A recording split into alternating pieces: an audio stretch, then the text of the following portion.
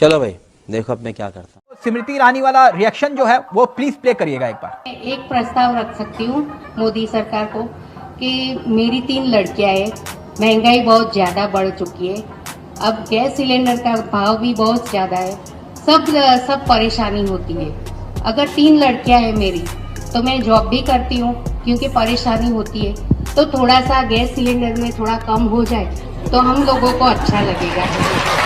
कहा यह जा रहा है कि ये बीजेपी कार्यकर्ताओं का सम्मेलन चल रहा था और बीजेपी के कार्यकर्ता भी महंगाई से त्रस्त हैं और स्मृति ईरानी जी के सामने वो गैस सिलेंडर का जिक्र कर रहे थे। प्लीज, क्या असर पड़ेगा गुजरात चुनाव में? नहीं, कोई असर नहीं पड़ेगा, सबको पता है। आप जवाब भी सुनवा देते तो जरा अच्छा रहता। आपके चैनल के माध्यम से जनता के पास फिर एक बार जवाब जाता है। और उन्होंने स्पष्ट रूप से कहा कि सब्सिडी की बात सब्सिडी खाते में जाती थी।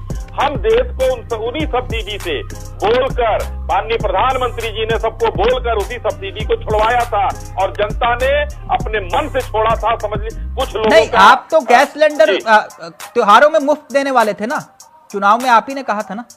जी एकदम कहा था, हम दे रहे हैं। ये झूठे हैं, ये बिल्कुल दे रहे हैं। एक मिनट प्रियंका जी प्लीज, आप दे रहे हैं सर? अभी दिवाली बीती है, दिवाली में हमने सिलेंडर बंटवाए हैं हम लोग। दिवाली में सब सिलेंडर बटे हैं? जरा बता दीजिए, यहाँ बैठ कर झूठ तो कम से कम ना बोले। कहाँ बांट दिया आपने सिलेंडर भाई साहब? और मैं अपने सहयोगी से चाहूंगा जरा बीजेपी का घोषणा पत्र एक बार प्लीज प्ले करिएगा। बीजेपी का घोषणा पत्र आपके सामने, 20 लाख नौकरी, मजदूरों को 2 लाख तक का guarantee loan, uniform civil code लागू करेंगे, देवभूमि द्वारका कॉरिडोर का निर्माण, 20,000 सरकारी स्कूल, लड़कियों को मुफ्त इलेक्ट्रिक स्कूटी, राज्य में वरिष्ठ महिलाओं नागरिकों को मुफ्त बस सेवा। ये रेवड़ी में आता है कि नहीं? जी नहीं, आपने जो पढ़ा उसको मैं फिर से पढ़ के बताता हूँ, क्योंकि जो आपने पढ़ा है शायद आपने चश्मा दूसरा लगाया है। नहीं, मेरा चश्मा तो फिलहाल है ही नहीं सर। मैं बीजेपी का घोषणा पत्र पढ़ के बताता हूँ आपको। उसमें 20 लाख रोजगार की बात की गई है, उसमें सरकारी नौकरी कहीं लिखा नहीं है। और जो मेधावी छात्राएं हैं उनको स्कूटी की बात की गई, सबको स्कूटी की बात नहीं की गई। और अगर बस की सर्विस हम दे रहे हैं तो एक यही घोषणा है, इसको आप फ्री भी मान लीजिए, रेवड़ी मान लीजिए, जो मान लीजिए।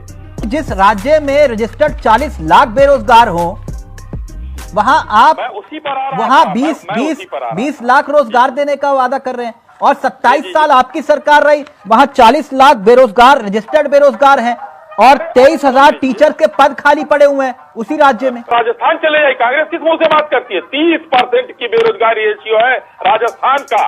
कहाँ बात करेंगे कांग्रेस वाले, क्या मुकाबला करेंगे भारतीय जनता पार्टी? और हरियाणा में कितनी है सर? हरियाणा में आप देखिए सबसे ज्यादा राजस्थान में है। हरियाणा की बात छोड़ दीजिए। अच्छा, हरियाणा आप राजस्थान और गुजरात का तुलना कर लीजिए। वैसे तो 28 राज्यों में वो 2 ही स्टेट में है, तो हम 2 ही की तुलना करेंगे। अच्छा, हरियाणा की नहीं करनी ना?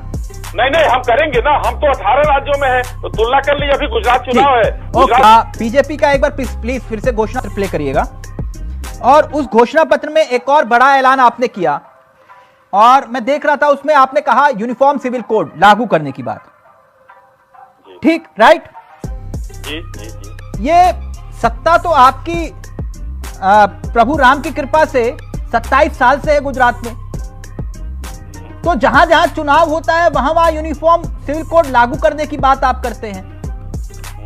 सिर्फ चुनाव के वक्त ही ये बात करते हैं। अगर आप पूरे देश में, सरकार भी आपकी है प्रभु राम की कृपा से, तो एक साथ एक नियम लागू कर दीजिए, पूरे राज्य पूरे देश पे लागू हो जाएगा।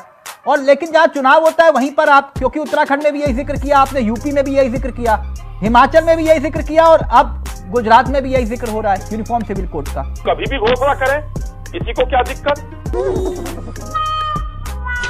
नहीं तो चुनाव के वक्त ही क्यों? नहीं तो क्या हम चुनाव के वक्त घोषणा नहीं कर सकते हैं क्या? नहीं, आप करिए, लेकिन 27 साल से आपकी सरकार है सर। जी, मैं वही आ रहा हूं। उत्तराखंड में पिछले 7 साल से आपकी सरकार है। तिलक जी, भारतीय जनता पार्टी ऐसी पार्टी है जिसने अपने संकल्प पत्र में जो कहा 370, 35 से 3 तलाक, राम मंदिर, सब पूरा किया हमने। नहीं, आपने किया, बहुत अच्छी बात है। मैं ये पूछ रहा हूँ यूनिफॉर्म सिविल कोड पूरे देश में लागू हो सकता है अगर केंद्र सरकार चाहे तो? नहीं, वो राज्यों का विषय है, राज्य लागू करेंगे। हमने तो कभी देखा नहीं कि देश के प्रधानमंत्री एमसीडी के चुनाव में भी, आप लोकसभा का चुनाव भी ऐसे लड़ रहे हैं, एमसीडी का चुनाव ऐसे लड़ रहे हैं जैसे कि लोकसभा का चुनाव लड़ रहे हैं। मैं तभी पूछ रहा था आपसे। खत्म।